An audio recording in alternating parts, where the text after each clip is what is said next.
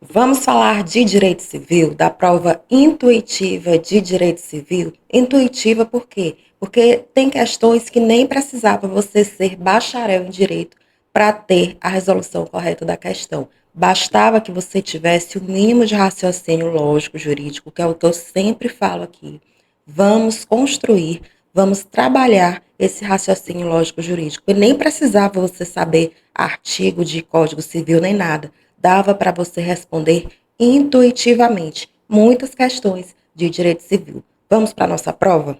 Júlio César e Tayane foram casados por 8 anos e tiveram 2 filhos. Como a separação foi amigável, o casal achou melhor não realizar qualquer medida judicial, acordando verbalmente o valor da pensão alimentícia que seria paga em benefício dos menores, bem como o esquema de convivência parental. Entretanto, 3 anos após a separação, Tayane resolveu reajustar o valor da pensão alimentícia, o que não foi aceito por Júlio César. Como não conseguiram alcançar um acordo, já que Júlio César não pagou os valores solicitados, Tayane decidiu suspender o contato do pai com os filhos. Sem poder ter contato com os filhos, Júlio César procura você como advogado, como advogada, a fim de receber sua orientação. Assinale a opção que indica corretamente sua orientação. Ora, senhoras e senhores, é o que eu digo, aqui você nem precisava saber artigo de Código Civil, nem de lei, nem de nada. Aqui é uma questão intuitiva. Dá para você responder baseado só com o seu raciocínio lógico jurídico. Vamos ver a letra A. A medida adotada por Tayane está correta? Óbvio que não. Essa medida de suspender o contato do pai com os filhos por falta de pagamento de pensão alimentícia, por falta de um cumprimento de um acordo verbal ou judicial, não pode acontecer. Não pode ocorrer essa medida de afastar o menor, afastar o filho do contato com o pai. Essa medida adotada é uma medida totalmente errada. O filho não pode ser utilizado como moeda de troca, como barganha na relação. Letra B. Tayane pode impedir o contato de Júlio César com o filho? Totalmente errada também. Nem lê mais, porque a prova é extensa, são 80 questões. Você vê que a alternativa está errada, já passa para frente. Letra C. Tayane não pode impedir a convivência de Júlio César com os filhos em razão do não pagamento da pensão alimentícia nos valores que foram pleiteados, pois, independentemente das questões pendentes com relação aos alimentos, a convivência dos filhos com os pais é um direito fundamental. É essa a alternativa correta. Mas vamos ver a letra D. Tayane não pode impedir o contato de Júlio César com os filhos, já que tanto os alimentos quanto a guarda e convivência parental jamais foram regularizados judicialmente, não. Não é por essa questão. E o gabarito dessa questão é letra C de certo. Aqui, senhoras e senhores, nós temos uma questão de direito das obrigações. Direito das obrigações.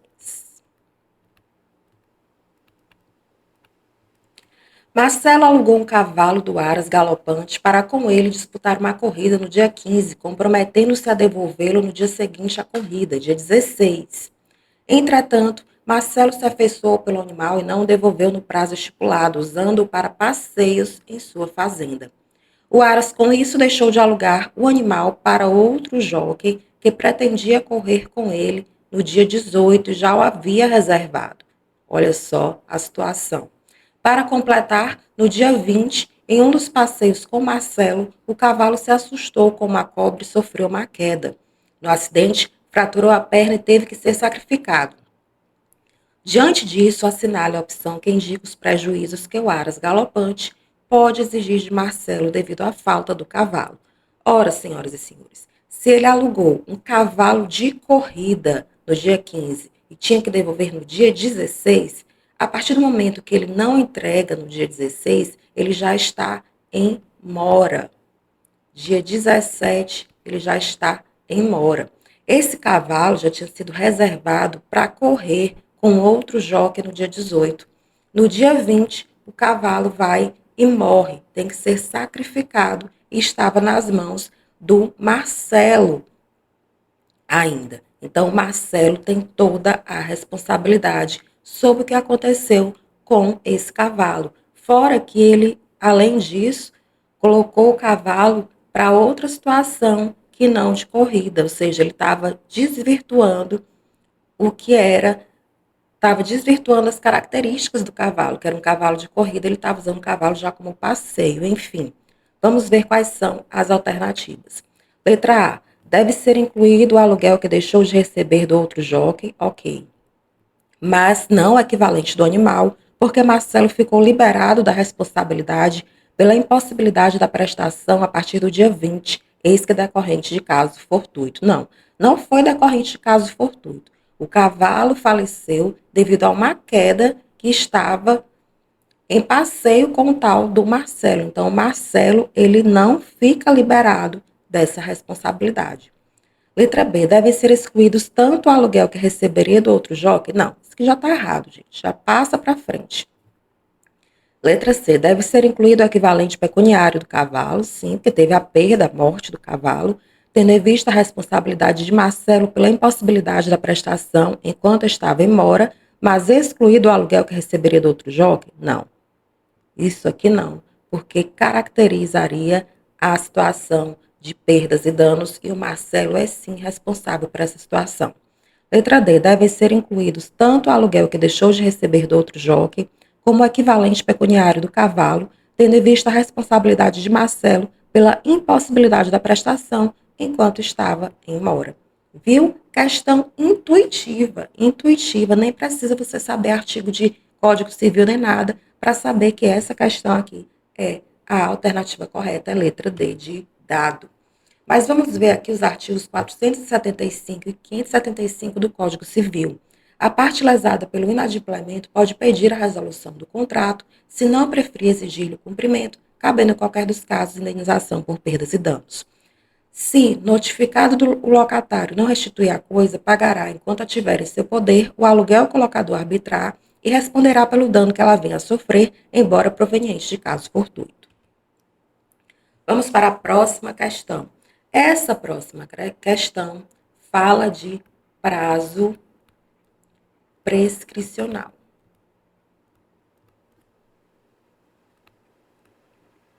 Luan, conduzindo seu automóvel em velocidade acima da permitida, colidiu violentamente contra o veículo em que estava Felipe, com 10 anos de idade.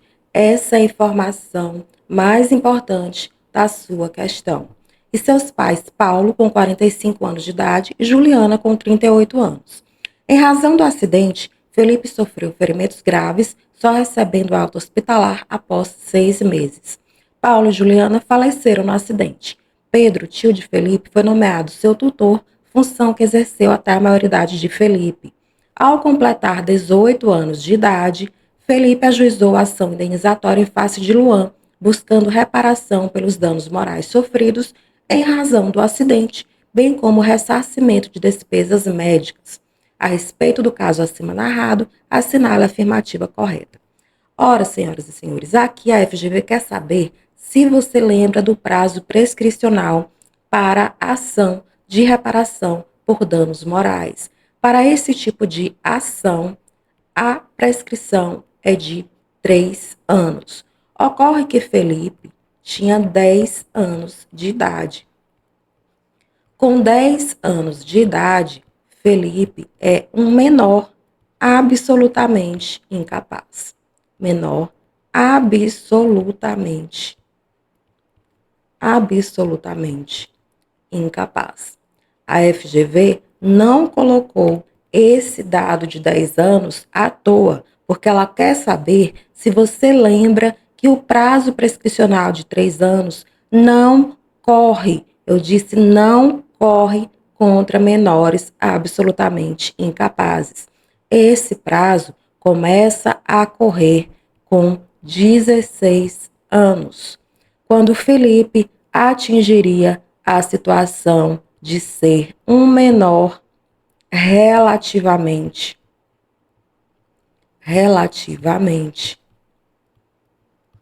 incapaz.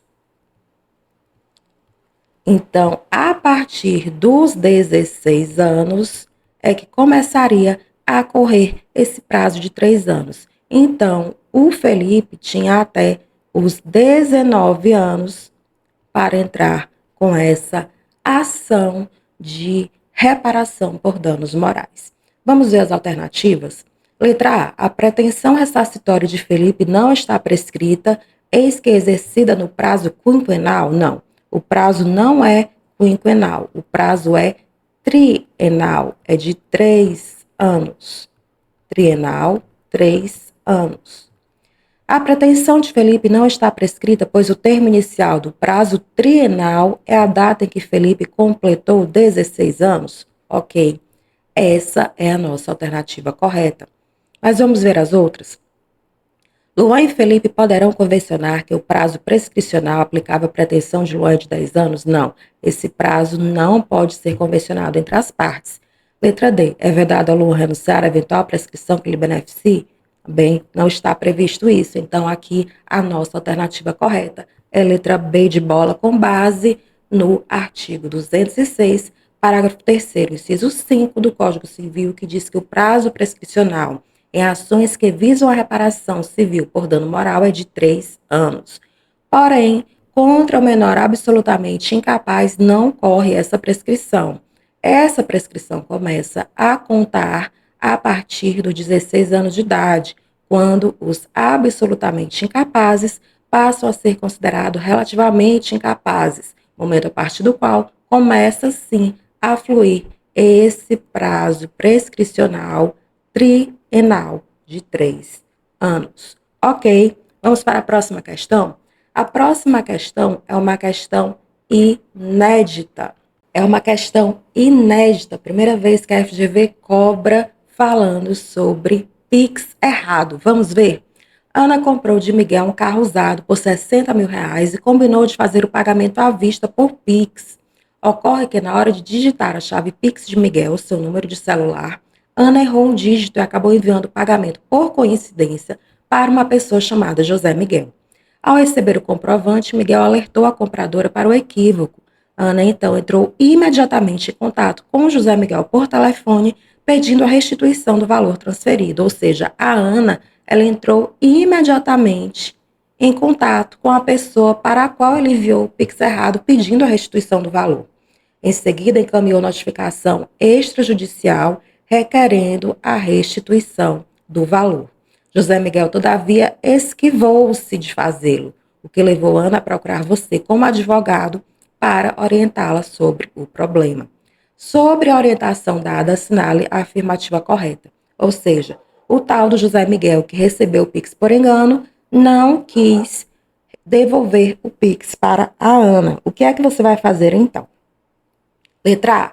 O fato narrado configura doação de Ana a José Miguel? Não, gente, pelo amor de Deus. Aqui já está completamente errado. Já nem leu o restante, porque um Pix errado não configura doação para a pessoa para a qual você enviou o Pix errado. Letra B. Em eventual ação de Ana contra José Miguel, provando ao autor o erro no pagamento, deve o réu ser condenado a restituir à autora apenas a quantia nominal indevidamente recebida? Olha só, sempre nas minhas aulas eu falo que as palavras apenas, somente, jamais, nunca, sempre, são palavras muito fortes numa prova. Preste atenção que geralmente as alternativas que têm essas palavras são alternativas erradas. Geralmente são alternativas que não estão de acordo com a lei. Essa letra B é uma delas. Letra C. Em eventual ação de Ana contra José Miguel, provando ao autor o erro no pagamento, deve o réu ser condenado a restituir à autora a quantia indevidamente recebida com os acréscimos da mora, desde a data do fato, cabendo a ele, todavia, eventuais rendimentos que tenha auferido por ter investido o montante? Ora, senhoras e senhores, assim ficaria muito fácil. Então, ele poderia ficar quanto tempo ele quisesse com esse valor em conta, já que estava acarretando rendimentos para ele. Não, né, gente? Eventuais rendimentos que tenham auferido por esse valor, não, né? Claro que ele tem que ressarcir de tudo o que está na conta dele relacionado àquela situação do Pix de R$ 60.000. Se começou a render juros, a render dinheiro para ele, ele tem que devolver todo esse montante, além dos R$ 60.000. Letra D. Em eventual ação de Ana contra José Miguel, provando ao autor o erro no pagamento, deve o réu ser condenado a restituir a quantia indevida recebida, com os acréscimos da mora, desde a data do fato, bem como eventuais rendimentos que José Miguel tenha oferido por ter investido o montante, vez que se considera possuidor de má-fé. É essa a nossa alternativa. Questão simples, questão também intuitiva, que dá para você responder de boa.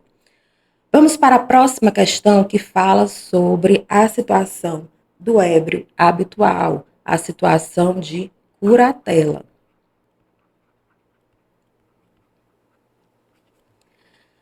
Devido às consequências da pandemia, Gabriel Cervantes teve graves problemas financeiros e profissionais, levando ao consumo de álcool de forma excessiva diariamente, sendo considerado pelos médicos como ébrio habitual. Rosa Torres, sua esposa, desesperada com a condição do marido e pela situação financeira da família, procura você, como advogado, como advogada, desejando saber a respeito da possibilidade de curatela. Informa a esposa que o casal tem 2 filhos absolutamente incapazes e os pais do marido encontram-se vivos. Comunica ainda que o casal não se encontra separado de fato. Não se encontra separado de fato. Sobre a hipótese, segundo o sistema jurídico brasileiro, assinale a afirmativa correta. Uma questão simples, uma questão clássica, uma questão que dá para você responder de boa também. Letra A. O alcoolismo por si só não conduz à curatela, devendo a esposa demonstrar prodigalidade do marido? Errado. O alcoolismo conduz, sim, somente ele, à curatela. Em eventual curatela, os pais terão prioridade no exercício em relação à esposa? Não, é justamente o contrário. A esposa tem prioridade em relação aos pais. Letra C. A autoridade do curador estende-se à pessoa e aos bens dos filhos do curatelado, enquanto não houver a maioridade ou a emancipação? Letra C. Correta. Essa é a nossa alternativa. Letra D. A interdição do ébrio habitual só o privará de, sem curador, emprestar, transigir, dar quitação, alienar ou hipotecar seu patrimônio, podendo praticar livremente os atos da vida civil? Não. Ele não pode praticar livremente os demais atos da vida civil. A curatela abrange todas as situações dos atos da vida civil dessa pessoa curatelada. Vamos ver quais são os artigos que fundamentam essa nossa questão para a letra C. Artigo 1767. Estão sujeitos à curatela os ébrios habituais e os viciados em tóxico.